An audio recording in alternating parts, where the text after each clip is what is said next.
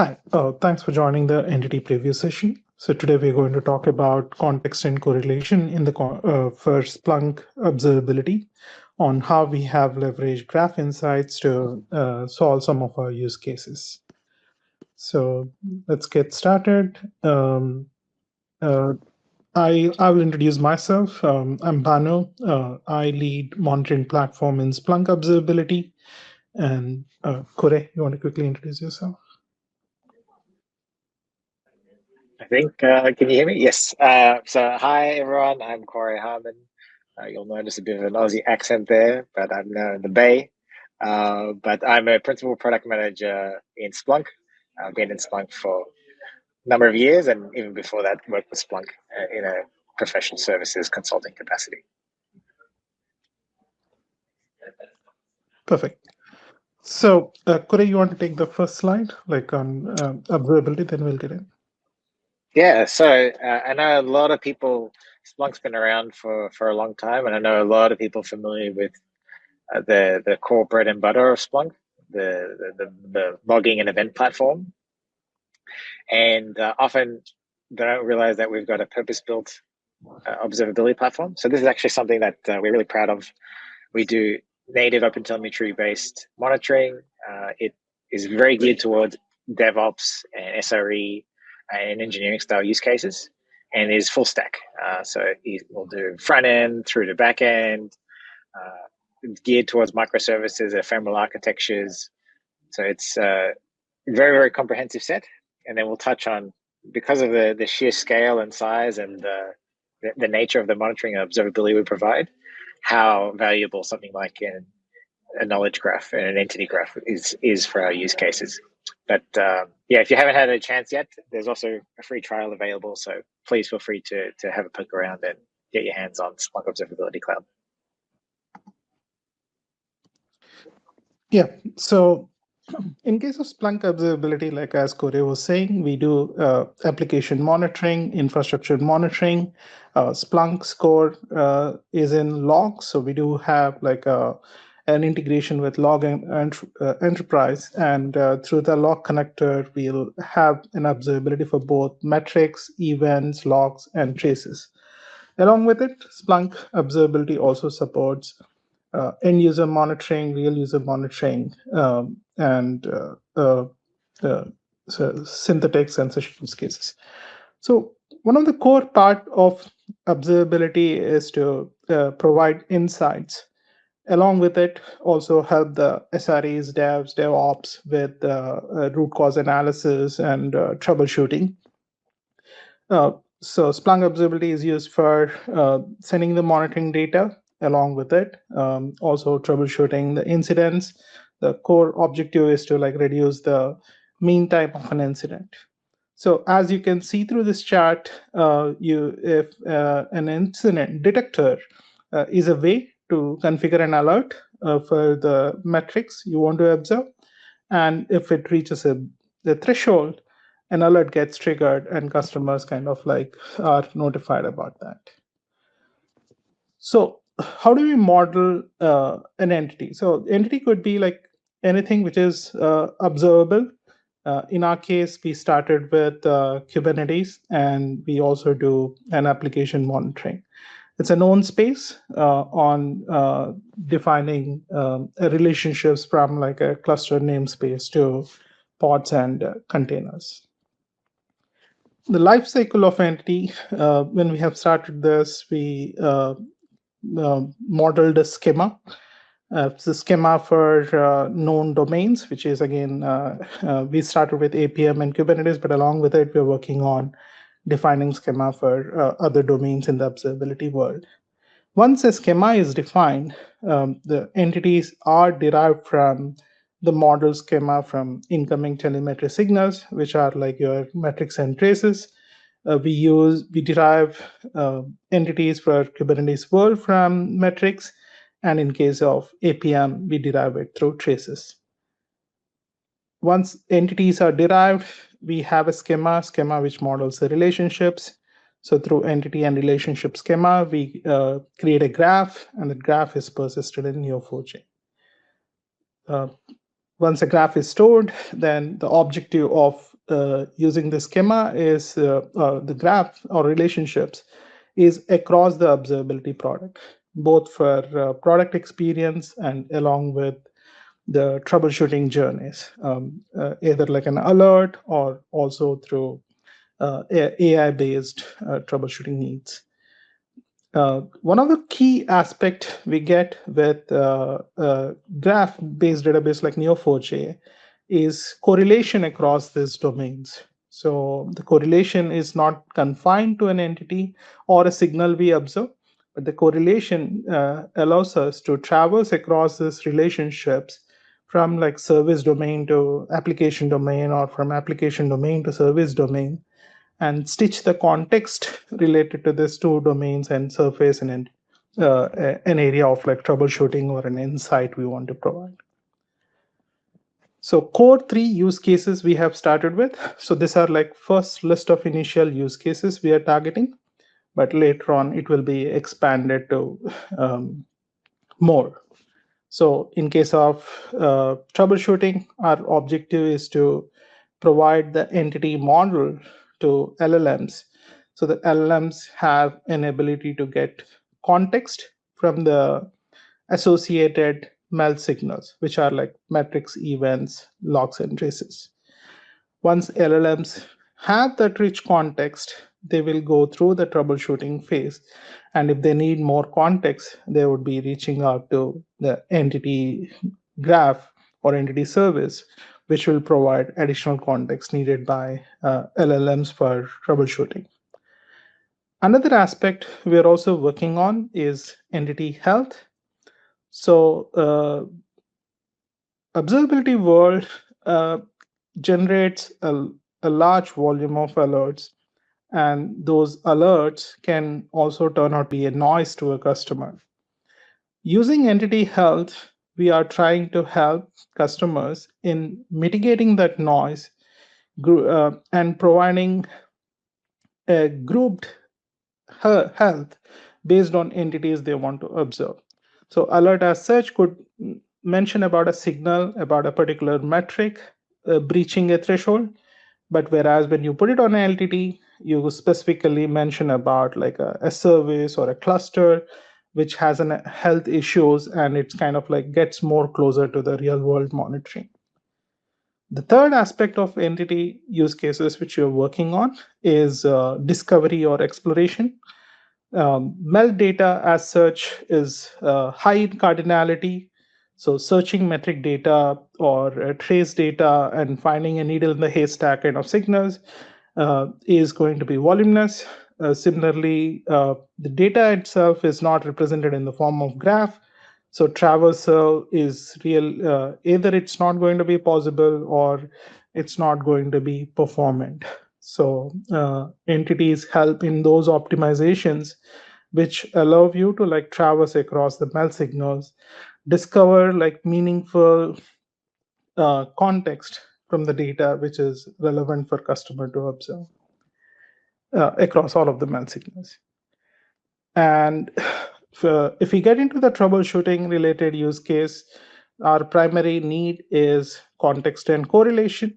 Along with it, solve the problems related to alerts, make alerts more meaningful to our customers. And when it comes to root cause analysis, the objective is to like reduce the mean time to recover.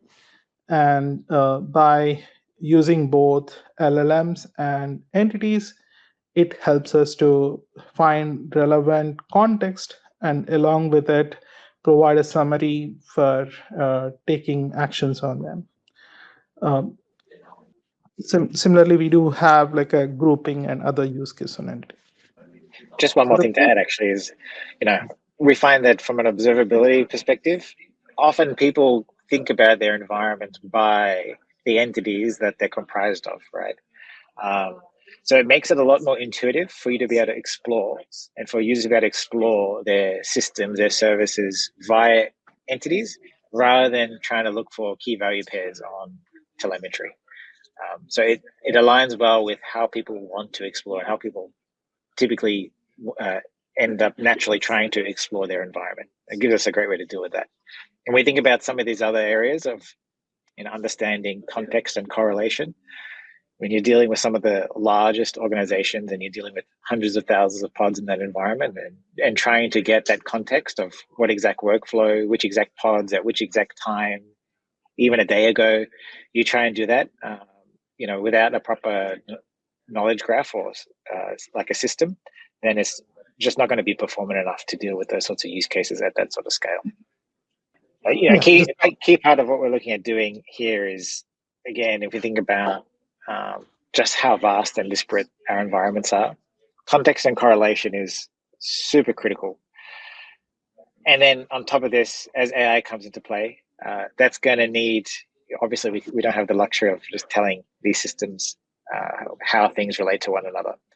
So it goes just beyond even looking for relationships and how things link directly to one another, but being able to add another level of grouping, contextualization.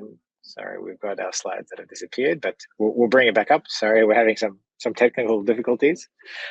But what this will mean is also just having a key source of truth that firstly will help reduce things like hallucinations.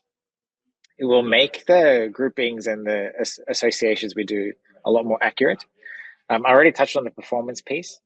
So having this written into a GraphDB will mean that it's basically becomes table stakes rather than being this large computationally heavy search and workload that needs to be conducted.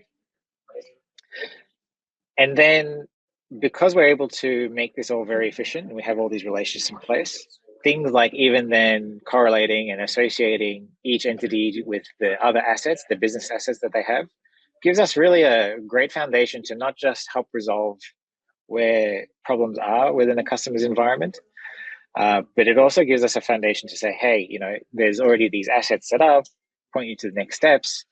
Here are the metrics you have available to you. Here are the dashboards that you have available to you. We've grouped everything together. We've helped reduce the noise problem that you're seeing within your alerts, because we've been able to ascertain that these are actually related by some sort of attribute or dimension that is not otherwise obvious within maybe the entities directly themselves. So it's quite a comprehensive solution and system that gives us another dimension that we can really feed into these AI systems so that it can do all of this on our behalf, and it doesn't have to become this hard-coded mess that ends up becoming huge administrative overhead.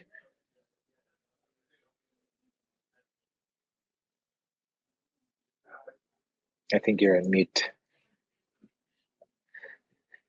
Maybe Bhanu, if you come back on stage.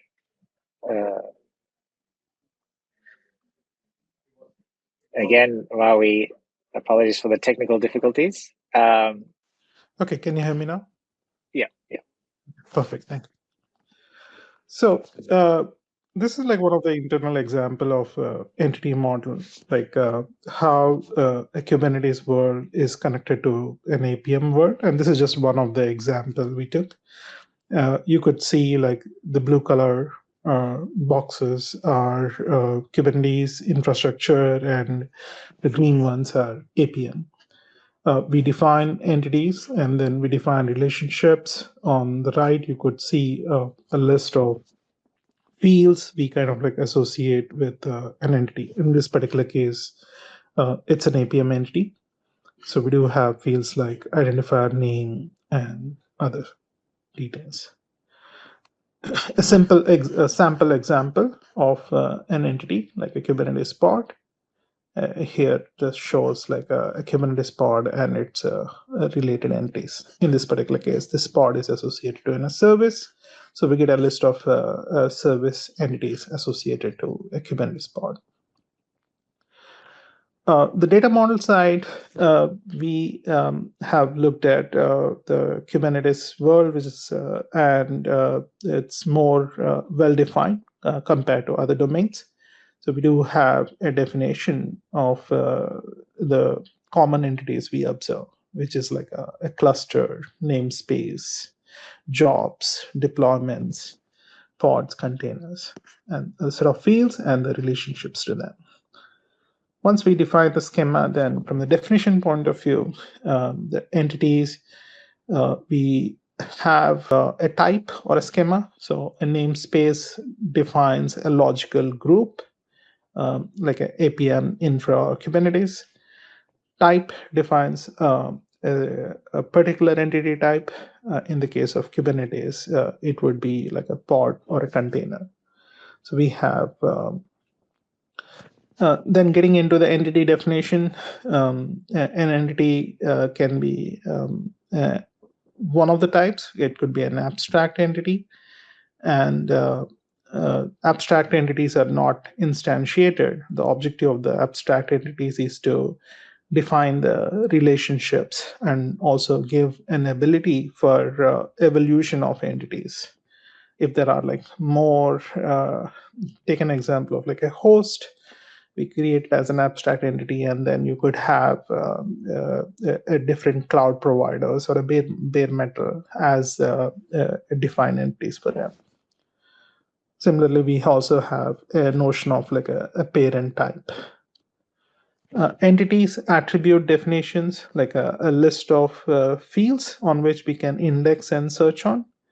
Along with that, entities are also associated to a group of metrics. So given an entity, you could get like a given entity like a pod, you can get a list of metric types associated to that. The relationships define the association, and this is how like we kind of like group the entities together and do a cross-domain correlation.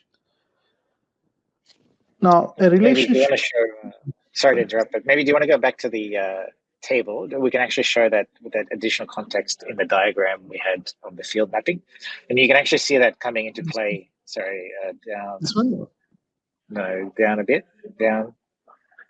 That one. Yep. So you can actually see this coming to play here in this view, where we've got mandatory and optional fields, and basically then how we use this attribution and that those dimensions to then group the entities together, and that's essentially what forms the tree and the map that you see.